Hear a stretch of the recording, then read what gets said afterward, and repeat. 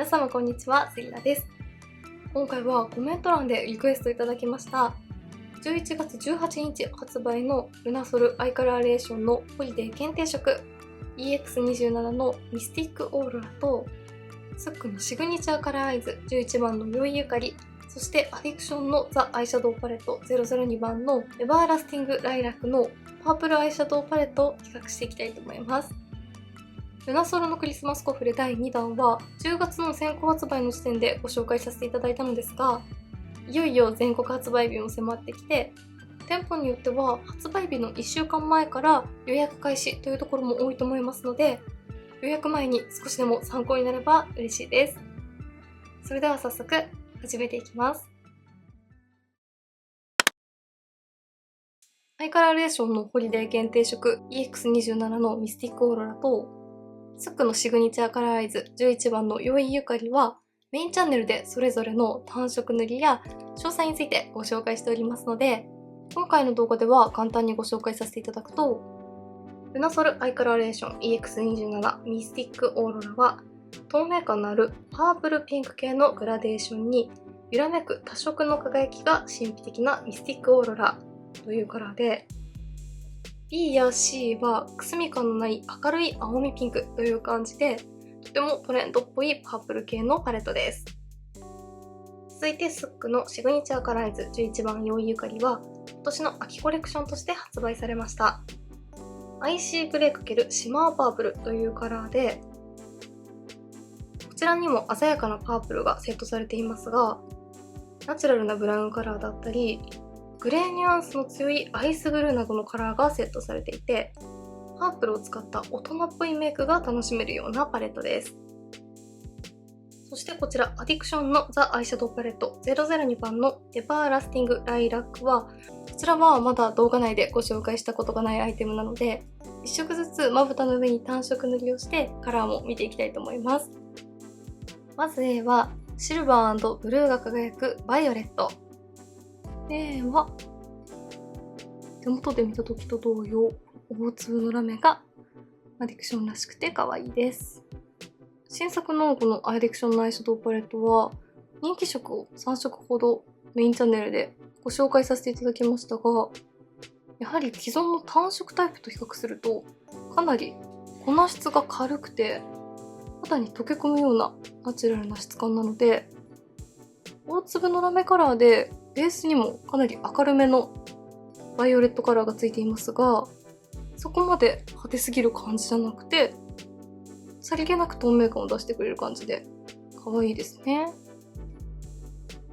はい、A のカラーはこんな感じでした。アイシーなバイオレットなので白に近いような透明感のあるハイライトカラーとして使えそうです。説明の通りピンクと明るいブルーのラメがきらめいていて可愛いですね。続いて B がマットなライラックモーブ。こちらはマットタイプですね。セクションのアイシャドウパレットのマットは本当にこのふわっと肌に溶け込む感じが可愛いんですよね。カラーも手元で見た時と同様、青みのあるライラックモーブという感じのカラーですね。はい、B はこんな感じです。こういったカラーはパープル系のニュアンスのパレットに一つ入っていると、パープルのカラーの透明感を壊さずに目元に陰影も与えてくれるので、大人っぽいパープル系のメイクにしたいという時にすごく活躍してくれるカラーです。そして C がブルーパールが艶めくパープル。こちらはパープルカラーなので、今回の3つのパレットの比較でも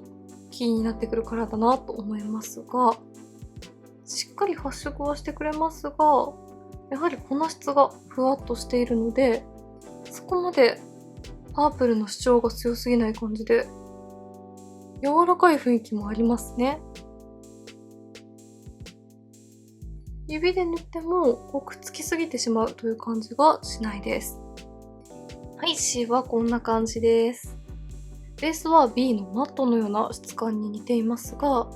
よく見るとブルーのラメがキラキラと輝いているのがアクセントになっています。ベースのカラー自体は赤みにも青みにも寄りすぎていないパープルという感じですが、このブルーラメの効果で少し青みっぽい透明感のあるニュアンスを感じますね。最後 D がこっくりとしたマロンレッド。こちらは意外と発色がいいですね。説明の通りマロンレッドという感じの赤みも感じますが、絶妙にくすみ感もあってすごく可愛いです。はい、 D はこんな感じです。今回のパレット意外とシメ色っぽいカラーが少ないなと思っていましたが、この D は結構発色が強い方なので、暗くなりすぎない自然なシメ色としても使えるかなと思いました。質感としては程よいパールの艶めきを感じるタイプで、くすみ感があるおしゃれカラーですね。はい、アディクションの002番のエバーラスティングライラックは単色で見るとこんな感じでした。パープルをメインに構成されているパレットで、ブラウンなどのシメ色は入っていなかったのですが、全体的に深みのあるニュアンスで構成されていたのと、粉質がふわっと肌なじみがいいタイプなので、濃くなりすぎずに柔らかいカラーメイクを楽しめそうですね。それではそれぞれパレットの中で似ているカラー同士を比較していきたいと思います。パレット上で見るとこんな感じで、左下のパープルカラーがかなり似た印象ですが、意外とこうして比較してみると、パープル以外はそれぞれのパレットの個性が出ている配色ですよね。手に出してみるとこんな感じで、やはりどのパレットも左下のパープルカラーはニュアンスが似ていますが、それぞれに含まれているラメのカラーなどはベースの色味や輝き方など全然違いますよね。まず左下のパープルのカラーをそれぞれ比較していきたいと思います。まずルナソルですね。見ていきます。ルナソルのパープルは今回ご紹介している3つのパレットの中でもかなり発色がいい方です。しっかりとこのパープルカラーを発色させたいときは指塗りもおすすめですが、カラーの調整が難しいという方やふんわりとニュアンス程度に楽しみたいという方はブラシ塗りがおすすめです。青みニュアンスを感じる明るめパープルですね。続いて反対側にはまずスックを塗って比較してみたいと思います。スックも鮮やかなパープルカラーですが、粉質がかなり軽くてふわっとしているので、指塗りでもこんな感じで綺麗に滲むように発色してくれます。カラーニュアンスは結構似ていますが、この発色の違いでまた違った印象に見えますよね。はい、こんな感じでまずはルナソルとスック比較してみました。カラーの系統は結構似てるかなと思っていましたが、実際にまぶたの上に発色させてみると、ルナソルの方が青みを感じる明るめのパープルカラーなのに対して、スックの方が少しくすみ感も感じるようなパープルカラーです。ルナソルはカラーがしっかりと発色するので、指で塗るとまぶたの透け感は残らずに程よいツヤを楽しめる印象で、スックは指で塗っても発色がふんわりとしているので、素肌の透け感もある分かなり使いやすく感じるかなと思います。より華やかにしたいという時はルナソルがおすすめで、大人っぽいメイクに少しニュアンスとしてパープルを楽しみたいという時にスックが使いやすそうですよね。続いてルナソルを残して反対側にアディクションを塗って比較していきます。アディクションもスックと同様粉質が軽くてふわっと馴染む感じなので、指塗りでもすごく発色がナチュラルですね。はい、アディクションはこんな感じです。この2つも発色の違いがあるのと、やはりアディクションはあまり青みにもピンクにも寄りすぎていないパープルという感じなのに対して、ルナソルの方が青みを感じる明るめパープルという印象ですね。今回の3つの中ではルナソルが一番しっかりパープルのカラーを楽しめるかなと思います。はい、アディクションとスック比較してみました。スックも発色がナチュラルでふんわりとしているなと思いましたが、カラーに深みがあるのと、アディクションと比較すると発色は少しいい方なので、今回の3つの中で一番ナチュラルなのはアディクションでした。くすみ感の違いと発色の違いが出ていますね。続いてそれぞれのパレットのラメカラーを比較していきたいと思います。まずはこちらがルナソルです。ルナソルのラメカラーはベースのカラーもついて、さらに大粒のラメも乗ってくれるという、さすがホリデーコレクションという感じのすごく華やかなカラーですよね。パレットの見た目よりも意外とくすみ感がないベースで透明感を引き出しつつ、少し大人っぽいニュアンスも感じられます。ツヤ感が綺麗ですよね。続いて反対側にスック塗って比較していきます。まぶたの上に乗せてもこんな感じで薄いベージュカラーのベースにゴールドのラメが輝くので、角度によっては少しカーキっぽいニュアンスも感じるようなカラーです。ただこの上にもシルバーやピンクのラメは輝いています。はい、それぞれルナソルとスックのラメカラーです。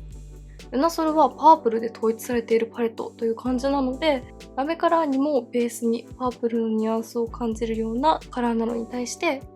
スックはやはり全体的に大人っぽい印象だからか、ナチュラルなベースのカラーの上にアクセントとしてピンクやパープルのラメを楽しめるような感じですね。また全然違ったパープルメイクが楽しめそうなアクセントカラーですよね。ではルナソルを残して反対側にアディクション塗っていきます。ルナソルと比較すると控えめですよね。ただベースに白っぽく明るくなるようなラベンダーカラーがついているので、意外とカラーニュアンスは近いかなと思います。はい、ルナソルとアディクションを比較するとこんな感じです。アディクションは単色のアイシャドウのスパークルタイプなんかはこのルナソルと同じくらい大粒のラメを感じられますが、今回のパレットに入っているラメタイプはそこまでキラキラツヤツヤしすぎない繊細なラメという感じなので、ルナソルと比較するとかなり控えめなイメージかなと思います。ベースに白っぽい明るいカラーがついているところは似ていますが、ルナソルの方がもう少しパープルのニュアンスを感じられるベースなのに対して、アディクションはかなり明るめのハイライトカラーのようなベースですね。はい、スックとアディクションのラメを比較するとこんな感じです。スックは楽しみのいいカラーのベースにラメが輝くような感じで、アディクションは白っぽい明るめカラーのベースに微細なラメが輝く感じなので、この2つは全然印象が違いますよね。アディクションでした。ではここからはそれぞれのパレットを全色使ったメイクで仕上がりにどんな違いが出るのか比較していきたいと思います。まずはこちら側にルナソルのホリデー限定色でメイクしていきます。A のカラーを指に取ってAホール全体にベースとして塗っておきます。微細なラメ感を感じる肌なじみのいいカラーでベースをきれいに整えておきます。このカラーにも少しラベンダーのニュアンスがあるところが可愛いですよね。肌質はとてもサラサラとしているのでベースにも向いています。続いて B のカラーを指に取って上まぶたの目の際にしっかりと発色させた後、そのまま目を開けた時にカラーが見える位置までぼかしていきます。ルナソルはこのパープルカラーがかなり発色も良くてアクセントになっていたので、指でしっかりと発色させていきたいと思います。ただカラー調整が難しいという方も先に A のカラーを仕込んでおくことでこんな感じで綺麗にぼけながらパープルを発色させることができるので、この組み合わせもおすすめです。続いて D のカラーをディオールのバックステージアイシャドウブラシ S に取って上まぶたの目尻3分の1締め色として重ねていきます。深みのニュアンスが加わって、でもこのパープルの透明感のある印象は消さずに締めてくれて、すごく絶妙な配色です。最後 B のカラーを指に取って、上まぶたのアイホール全体にトントンと重ねていきます。やはり今回のパレットはこのパープルのカラーもメインですが、ホリデーらしい大粒のラメも可愛かったので、このラメをしっかりと全体に発色させていきます。付属のチップの太い面にも取って、下まぶた全体にもラメを入れて華やかさを出していきます。はい、こんな感じでこちら側にルナソルのホリデー限定色を使ったベイクパターンが完成しました。アディクションのパレットと同様、締め色なしですが、全体的に発色がしっかりとしているので、ちゃんと目元の印象も引き立ててくれますよね。さすがホリデー限定色という感じで、このパープルもしっかり明るく発色してくれて、ラメも特別感があって可愛いです。華やかなパープルメイクを楽しみたいという方にぴったりですね。続いて反対側にスック使っていきます。A のカラーを指に取って、アイホール全体にのせていきます。1色目に塗っておくカラーとしても使いやすいです。続いて C のカラーを指に取って、ワンボルダの目の際に濃く発色させたら、目を開けた時にカラーが見える位置まで薄くなるようにぼかしていきます。ルナソルのパレットと同じ感じでパープルカラーを発色させていますが、ベースに塗ったカラーやこのパープルカラーのくすみ感がある感じで、この時点でも全然印象が違いますよね。B のカラーをディオールのバックステージアイシャドウブラシ S に取って、ワンまぶたの目尻3分の1に締め色として塗っていきます。スックのパレットはこのしっかりとした締め色も入っているので、本当に大人っぽいパープルメイクになっていきますよね。最後 B のカラーを指に取って、上まぶたの黒目の中心から少し広めの範囲にトントンとブルーをかけていきます。このカラーでさらにパープルと締め色の境をぼかしていくと、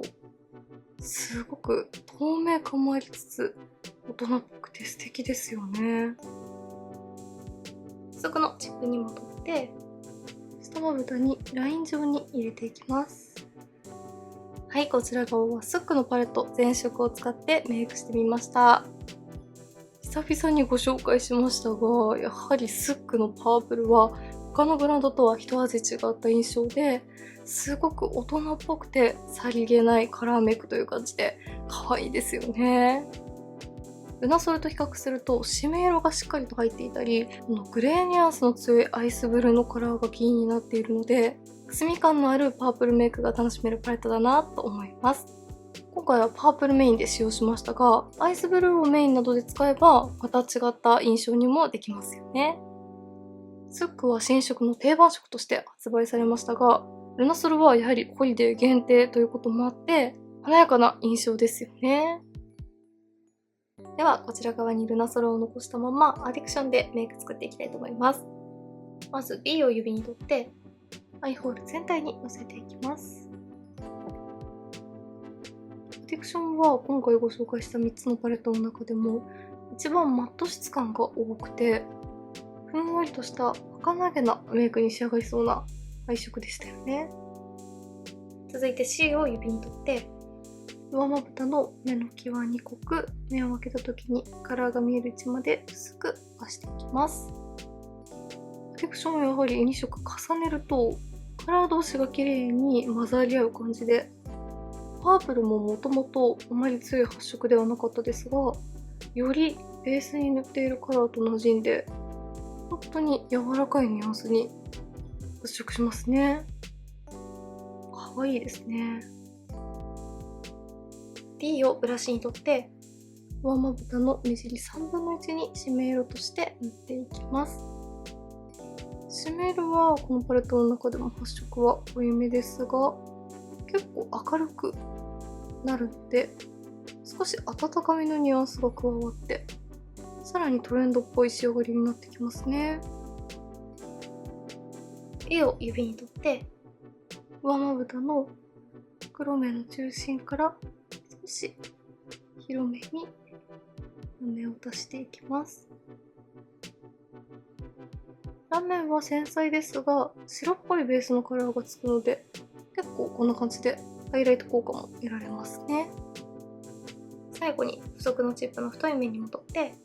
下まぶた全体に入れていきます。はい、こちら側にアディクションでメイクを作ってみました。最後にかけた A のカラーが白っぽいニュアンスを感じるので、意外とこの効果で透明感がぐんとアップして、ルナソルとも少し印象が近づいたかなと思います。ただ、締め色として使った D のカラーに温かみを感じるので、透明感カラーと温かみのあるカラーのミックスがすごくトレンドっぽい配色のパレットだなと感じました。カラー同士が強く主張するという感じではないので、さりげなくパープルカラーを楽しみたいという方にぴったりですね。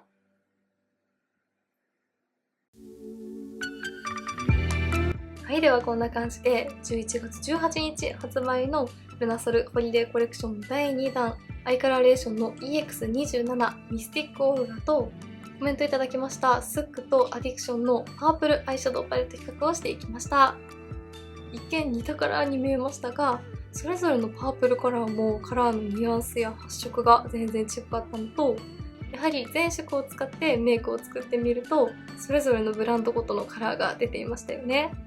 ルナソルのミスティックオーロラはやはりホリデー限定色ということもあって、